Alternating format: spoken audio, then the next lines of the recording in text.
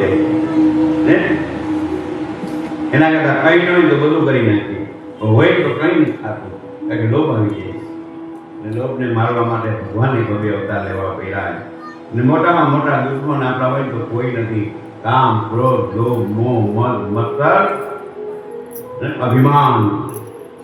કામ, ક્રોધ, લોભ, મોહ, મમતા, એ બધા આપણા સાચા દુશ્મન છે. એને મારવા માટે આ મનુષ્યનો દેહ જે પાછો મળવો હોય તો મળશે, બાકી તો આ કર 4,84,84,ની ખાનમાં તો જવું પડશે. સારી દેહ સુખદેવજી મહારાજ ગંગા કિનારે રાજા પરીક્ષિતને નૃસિંહ અવતાર પ્રહલાદના ચરિત્રની કથા કીધી. સુખદેવજી કહે કે રાજન ભગવાને મહાદેવને પણ મદદ કરેલી, સહાય કરેલી. ત્રિપુરાસુર નામનો અસુર હતો. તેની પાસે 3 નગર હતા, સોનાનું, રૂપાનું, લોઢાનું, આમ 3 નગર હતા. 3 નગરનો રાજા હતો. તેની પાસે અમૃતનો કુંડ હતો. અમૃતનો કુંડ હતો. તેણે દેવોને પણ હરાવ્યા હતા. અને ત્યારે દેવોએ ભગવાન મહાદેવ ભોળાનાથની સ્તુતિ કરી.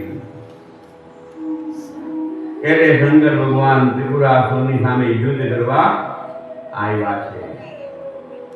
રાક્ષસોને મારે તો છે ભગવાન ભોળાનાથ, પણ રાક્ષસો મરતા નથી. ત્યારે શંકર ભગવાને વિષ્ણુ પરમાત્માનું સ્મરણ કર્યું કે આ રાક્ષસોને હું મારું તો છું, પણ કોઈ મરતા નથી. એ નારાયણ તમે મદદે આવો. આમ ભગવાન ભોળાનાથે નારાયણની મદદ તો માંગી. એટલે નારાયણ ભગવાને ગાયનું રૂપ લીધું, દુબળી ગાય. ગાયનું રૂપ લીધું અને બ્રહ્માજીને વાછરડું બનાવી દીધું. ત્રિપુરાસુરના નગરમાં આવી અને જ્યાં અમૃતનો કુંડ હતો ને ત્યાં ધીમે ધીમે જાય છે. રાક્ષસોએ જોયું કે અમૃતના કુંડ પાસે ગાય જાય. દુબળી હતી ને એટલે એને દયા આવી ગઈ કે બચારી પી પીને કેટલું અમૃત પીએ. આ તો નારાયણ ભગવાન છે, અમૃત સાફ કરવા આવ્યા તો ગાયનું રૂપ લીધું. એટલે ધીમે ધીમે ભગવાન કુંડની પાસે પહોંચ્યા અને અમૃતના કુંડમાં મોઢું માંડ્યું. મોઢું માંડ્યું. ભગવાન ગાયના રૂપમાં અમૃત પીવા લાગ્યા અને બ્રહ્માજી વાછડાના રૂપમાં એને ધાવા માંડ્યા. થોડીક વાર પછી કુંડમાં અમૃત પૂરું કરી નાખ્યું. જરાય ન રહેવાનું, જરાયમાં એક ટીપું ન રહ્યું. કારણ કે ગાયની જીભ એવી હોય ને કે કુંડમાં જ્યાં ફરે ને ત્યાં કંઈક ટીપું રીએ જ નહીં, ફરસટ હોય. જો ઘણી જગ્યાએ કુંડીઓ હોય ને, જૂની કુંડીઓ, તો એમાંય ખાડા પડી જાય. ગાયની જીભ ફેરવે ને એટલે એક ટીપું પણ અમૃત લેવા ન દીધું. અને ભગવાન ભોળાનાથને કીધું કે હવે તમે રાક્ષસોને મારો, દૈત્યને મારો. એટલે ભગવાને 3 નગર સહિત ત્રિપુરાસુરનો વધ કર્યો. પરંતુ દેવતાઓ એકદમ દુઃખી હતા ને. 3 નગર, સોનાનું, રૂપાનું, લોઢાનું 3 નગર સહિત 3 બાણ દ્વારા ભગવાન ભોળાનાથે ત્રિપુરાસુરનો વધ કર્યો. પરંતુ જ્યાં ત્રિપુરાસુરનો વધ થયો ને એટલે દેવતાઓએ દૂધબી નગારા વગાડવા માંડ્યા, પુષ્પની વૃષ્ટિ કરવા લાગ્યા અને ભગવાન ભોળાનાથનું નામ કહ્યું. બોલીએ ત્રિપુરારી મહાદેવ કી જય. ભગવાન ત્રિપુરારી બની ગયા. શું કામે? તો કે ત્રિપુરાસુરનો વધ કર્યો ને એનું નામ આવી ગયું. પરંતુ આ બનાવ કેવી બન્યો? તો કે આ બનાવ બન્યો કારતક સુદ પૂનમના દિવસે.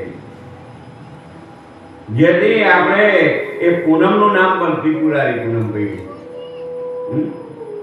ત્રિપુરારી પૂનમ. અસુરનો નાશ થયો. દેવતાઓ દુઃખી હતા, એને સુખ મળ્યું. અને સુખ મળ્યું એટલે દેવતાઓએ બધાએ ઉત્સવ ઉજવ્યો. એને આપણે કહેવાય દેવ દિવાળી. આપણે દેવ દિવાળી, આપણી દિવાળી આસો મહિનાની અમા. તેથી આપણે ફટાકડા ફોડીએ. અને દેવો કેની ફોડે? કારતક સુદ પૂનમને દિવસે દેવ દિવાળી કહેવાય. આપણે તો 11 સુધી દેવ દિવાળી કરી નાખીએ છીએ. હવે 11 સુધી દેવ દિવાળી નથી. 11ના દિવસે તો ભગવાને તુલસીજીની સાથે લગ્ન કર્યા. તુલસી વિવાહ છે. ભલે જી હોય જેથી જીતતી અને આવી ગઈ કે તમારી કારણ કે બાપો ને વીરો ને તો થોડું ઘણું મારી કથામાં આવે તો જ કથા સમજાય. એ હું કહે એમ કે જેવી જેવી મરજી આપણે એમ કહેવાનું જે આજે રહ્યા હોય એ ભલે આજે રહ્યા હોય, કાલ ભલે ગયા નથી કાલ નહીં. આપણે તો બે બીજું કીધું. તો કારતક મહિનાના એકાદશીના દિવસે ભગવાને શાલિગ્રામ રૂપે તુલસીજીની સાથે લગ્ન કર્યા. કારણ કે વૃંદાનો શ્રાપ છે ને, જલંધરની કથા છે. ભગવાનને પથ્થર બનવાનો શ્રાપ આપ્યો. એ પથ્થર શાલિગ્રામ. ને આ મહિનામાં શાલિગ્રામ ને તુલસીની પૂજા ઉત્તમ છે. એટલા માટે ઉત્તમ છે. ભગવાન પણ કહે છે પ્રભુ થઈ નથી રે પૂજા હું કરવૈયા મારે ઠાકોરજી. પણ વૃંદાના શ્રાપની સાથે પથ્થર તો બનવું પડ્યું ભગવાનને પણ. તો આમ તુલસી વિવાહ એ એકાદશીના દિવસે હોય. ભગવાન તુલસીજીની સાથે લગ્ન કરે ત્યાંથી આપણો લગ્નગારો ચાલુ થાય. અને અષાઢ મહિનાની એકાદશીના દિવસે ભગવાન એનો વારો આવે. બલિરાજાને બાંધવા ગયા અને પોતે બંધાણા ને 3 દેવના વારા કાઢ્યા. બલિરાજાની રક્ષા પાતાળમાં કરે તો ભગવાન પાતાળમાં હોઈ જાય. તો ત્યાં જઈને શેષ નાગની થયા પર ઓઢેલા હોય. તો અષાઢ મહિનાની એકાદશીનું નામ હોય દેવશયની. ભગવાન પોઢી જાય. પોઢી તો શું જાય? જો ભગવાન પોઢી જાય તો પછી આપણે બેની ના હોઈએ ને, આપણે એની મોટ ભરવું પડે. ભગવાન તો જાગે નહીં, થોડા પોઢે. પણ વારા છે ને બલિરાજાની રક્ષા કરવાના. 3 દેવના વારા છે. તો આ રીતે ધર્મરાજા કહે કે નારદજી, મને ધર્મની કથા કહો જે ધર્મ પાળવાથી મનુષ્યને ભક્તિ ઉત્પન્ન થાય. નત્વામ ભગવતે જાય લોકાનામ ધર્મ હેતવે. નારદજી કહે કે નારાયણ ભગવાને જે સનાતન ધર્મ કહ્યો એ ધર્મની કથા હું તમને કહું. આજકાલ સનાતન ધર્મ કોને કેવો માનવો એ સંબંધી ભારે ગૂંચવણ છે. ઘણાનો મન પણ ધર્મના 30 લક્ષણ છે. દેવોનું મૂળ ભગવાન, ધર્મનું મૂળ એ ધર્મના 30 લક્ષણ છે. ભગવાન ધર્મનું મૂળ છે. તો 30 રીતે ધર્મ થઈ શકે. એક તો પેલા સાચું બોલવું. એટલે આપણું એક વ્રત વધી ગયું. પછી દયા, તપ, શોધ, તિતિક્ષા, સમ, દમ, અહિંસા, બ્રહ્મચર્ય, ત્યાગ, શ્રવણ, કીર્તન, સ્મરણ, સંત સેવા, સમર્પણ, આત્મનિષ્ઠા, સ્વાધ્યાય વગેરે વગેરે ધર્મ મનુષ્યોને માટે સાધારણ ધર્મ છે.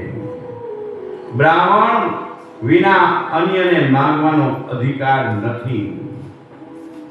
ખેતરમાં કે દુકાનમાં ધણીએ લઈ લીધા પછી જે દાણા પડ્યા હોય તે વીણીને લેવા અને તેથી નિર્વાહ મળે તેને મૃત આજીવિકા કહેવાય. માગીને લેવું તેને મૃત આજીવિકા કહેવાય.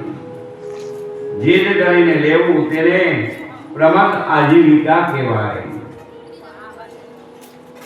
નીચ લોકોની સેવા કરીને લેવું એને સ્વાનુભૂતિ આજીવિકા કહેવાય. માયકા વિના મળે ને તેને અમૃત આજીવિકા કહેવાય. સમોદમપ્યરોચમ સંતોષમ શાંતિરાજવમ. સમ દમ તપ ક્રોધ એટલે વિચારવું, સંતોષ, પ્રાર્થના, જ્ઞાન, દયા, ભગવાન પર શ્રદ્ધા એ બધા બ્રાહ્મણના લક્ષણ છે. સંતોષ રાખવો. શૌર્ય વીર્ય દુઃખસ્તેજ ત્યાગાત્મા દય ક્ષમા. શૌર્ય તેજ ધીરજ ચાતુર્ય વૃદ્ધ યુદ્ધમાં પાછા ન હટવું એ ક્ષત્રિયોના ધર્મ લક્ષણ છે. દેવ ગુરુ વર્યતે ભક્તિ સ્ત્રી વર્ગ પરિપોષણ. દેવ ગુરુ ભગવાનની ભક્તિ કરતા ન્યાયથી ધન મેળવવું ને એ વૈશ્ય વેપારીનો ધર્મ છે, વૈશ્યના લક્ષણ છે. શુદ્રસ્ય સન્નતે શુચમ સેવા સ્વામિન યમાયયા. સ્વામીની સેવા કરવી, નમ્રતા રાખવી, ચોરી ન કરવી, સાચું બોલવું એ બધા શુદ્રના લક્ષણ, શુદ્રનો ધર્મ છે. પતિની સેવા કરવી, પતિને અનુકૂળ રહેવું એ બધું સ્ત્રીઓને પતિને ગમતા યમ નિયમનું પાલન કરવું એ સ્ત્રીના ધર્મ છે.